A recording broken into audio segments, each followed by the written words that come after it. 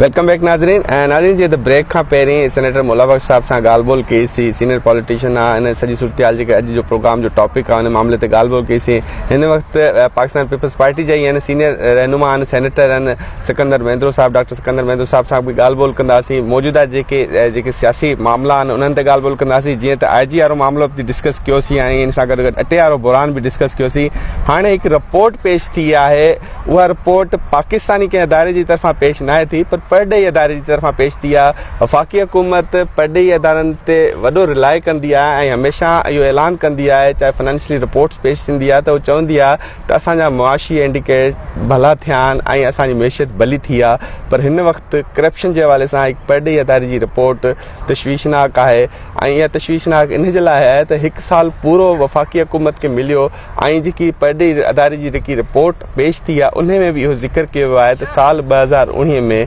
पाकिस्तान में करप्शन वधी आहे डॉक्टर सिकंदर महेंद्रो साहब असां सां गॾु मौजूदु साईं वॾी महिरबानी पंहिंजो क़ीमती वक़्तु ॾिनो डॉक्टर साहब हिन वक़्तु हिकु त असां पहिरीं जे ब्रेक खां पहिरीं मुल्ला बख्श साहब सां ॻाल्हि ॿोल कईसीं ॿिनि मामलनि ते IG वारो मामिलो पंहिंजी जॻह ते उहो डिस्कस थी वई अटे वारे मामले ते हिन वक़्तु असां तव्हां सां ॻाल्हाइणु चाहींदासीं जेको हीउ मामिलो हली रहियो आहे हिकु रिपोर्ट पेश थी आहे करप्शन जे हवाले सां हाणे ईअं त नाहे त वफ़ाक़ी हुकूमत जी अटे जे बुरहान खे बि लिंक करे छॾियो सिंध सां ईअं न त करप्शन वारी जेकी रिपोर्ट थी आहे इन खे बि लिंक करे छॾियो अक्सरियत सिंध मां करप्शन थी आहे हीअ रिपोर्ट उतां जी जोड़जक आहे हुननि जी त कोशिशि इहा हूंदी जीअं हमेशह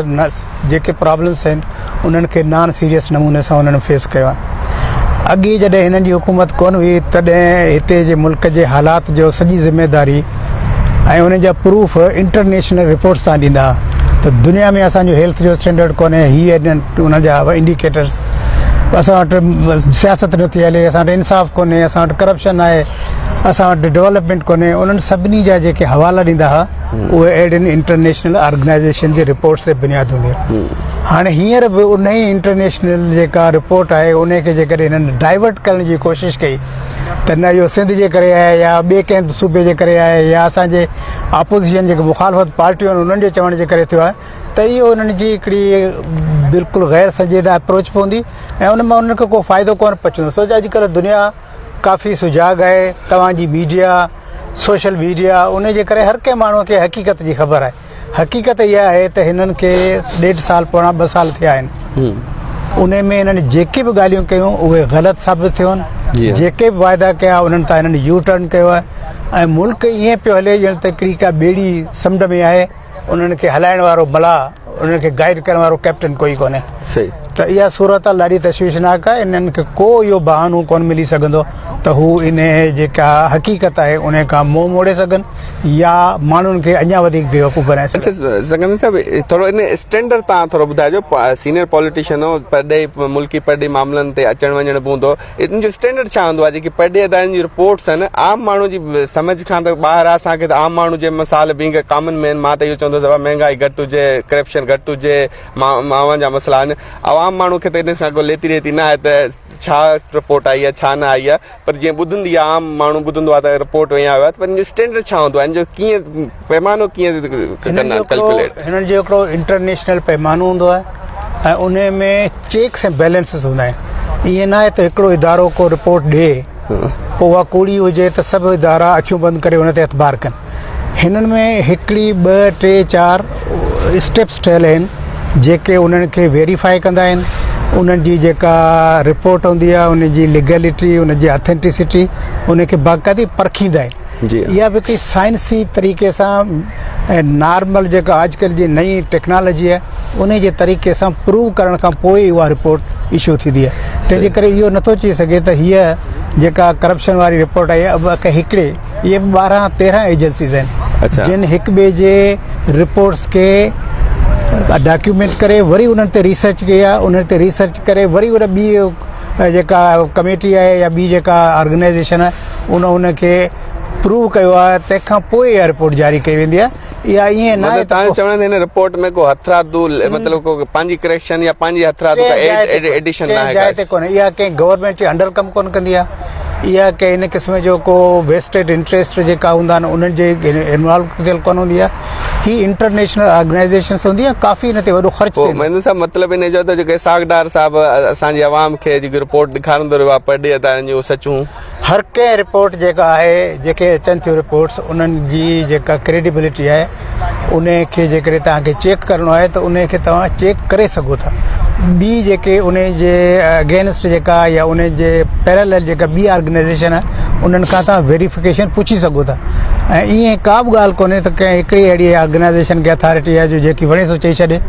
पोइ जेकॾहिं कंहिंजे फ़ाइदे में आहे त उहो उनखे फ़ाइदे लाइ इस्तेमालु करे ऐं कंहिंजे मुखालिफ़ आहे त उहो उनखे उन हिसाब सां ॾिसे। तंहिंजे करे इन्हनि रिपोर्ट जी वॾी अहमियत। पर साईं माज़ी त इन शइ खे तव्हांखे बि यादि हुजे त जॾहिं PMLN जी हुकूमत हुई त पीपल्स पार्टी उन रिपोर्टनि खे न मञंदी हुई, जॾहिं पीपल्स पार्टी जी हुकूमत हुई त PMLN उन रिपोर्टनि खे न मञंदी, ऐं हाणे जॾहिं PTI जी हुकूमत आहे त मुखालिफ़ जी ॿई पार्टियूं। इहो बि तव्हां सियासी सवाल पिया पुछो, अवां पुछो त हिननि ऑर्गेनाइज़ेशन जी ऑथेंटिसिटी केतिरी आहे, इम्पोर्टेंस केतिरी आहे, सच्चाई में केतिरी आहे। न पर हाणे तस्लीम करण या न करण वारे मामले खे उहो सियासी बुनियाद थी सघे थो। ऐं हींअर मुखालिफ़ में आहियां ऐं उन्हनि जी का अहिड़ी ॻाल्हि हूंदी जंहिंमें उहे चवंदा त असां ॾाढी इम्प्रूवमेंट कई आहे, असांजी इकानमी सुधरी वई आहे। हाणे ॿ रिपोर्टूं हिन मौक़े ते हिकिड़ी इकानमी जी रिपोर्ट आहे जंहिंमें माशी इंडिकेटर भला करार ॾिना, हाणे ॿी रिपोर्ट आहे करप्शन जी, करप्शन में हुनजी करप्शन में इकानमी जी बि इहा 100% कॾहिं न आई आहे। तव्हां वरी जेकॾहिं ॿियूं बि रिपोर्ट्स ॾिसंदव त उन्हनि बि इंटरनेशनल स्टैंडर्ड जूं ऑर्गेनाइज़ेशन्स रिपोर्ट ॾिनी आहे त इकानमी सुधरी न आहे। छो त इकानमी सुधरण बहितरी जी तरफ़ वञी रही आहे, बहितरी जी तरफ़ बि न वञी रही आहे। रिपोर्ट आई न 2 महीना पहिरीं रिपोर्ट आई, ॿुधी वञो, ॿी बि रिपोर्ट आई त जेकॾहिं का गवर्नमेंट इहो क्लेम थी करे त असां हाणे स्टेबलाइज़ेशन में इम्प्रूवमेंट अञा हिननि बि न चई आहे। हिननि चयो त असां जेको डाउनफॉल थी पए उन में स्टेबलाइज़ेशन आई आहे। हाणे उहा ख़राब खां वधीक ख़राब नथी थी सघे। एक्चुअली जेकॾहिं असां ॾिसूं त भला महांगाई आहे, स्टेबलाइज़ थी वई आहे, उन खां पोइ वरी क़ीमतूं वधनि कोन पियूं, वधनि पियूं। एम्प्लॉयमेंट आहे जेका हिननि चयो त ख़राब थी पहुती, हाणे स्टेबलाइज़ आहे, हिन खां वधीक अनएम्प्लॉयमेंट कोन पई थिए, अनएम्प्लॉयमेंट वधे पई। अघु जेके आहिनि शयुनि जा उहे चवनि था हाणे स्टेबलाइज़ थिया आहिनि, असां वटि इकानमी स्टेबलाइज़ थी आहे, उहे हाणे कोन था वधनि, अघु बि रोज़ वधनि पिया। गुरबत जेका आहे उहा स्टेबलाइज़ थी आहे पर स्टेबलाइज़ कोन थी आहे, उहा बि जीअं पोइ वक़्त में गुज़रे थी ऐं वधंदी थी वञे। इन जे करे ॿी बि रिपोर्ट आई आहे की का स्टेबलाइज़ेशन कोन्हे। हिते के अहिड़ियूं बि एजेंसीज़ आहिनि जिन जूं हिकु तरफ़ा रिपोर्टूं ईंदियूं आहिनि, उन्हनि खे जेकॾहिं तव्हां सिर्फ़ु पढ़ी उन्हनि ते एतबार कंदो त पोइ माण्हू मिसगाइड थी सघे थो। पर जेके उन्हनि जे ई सब्जेक्ट ते ॿियूं ऑर्गेनाइज़ेशन कमु कनि थियूं उन्हनि जी बि तव्हां साइड बाय साइड स्टडी कंदो पोइ तव्हांखे हक़ीक़त जी ख़बर पवंदी। हाणे हिकिड़ो आम फैम ॻाल्हि आहे त IMF वर्ल्ड बैंक जंहिं मुल्क में वञी उन जे मुल्क जी इकानमी खे सुधारण जी कोशिशि कई आहे, पर उते पैसा ॾिना अथनि,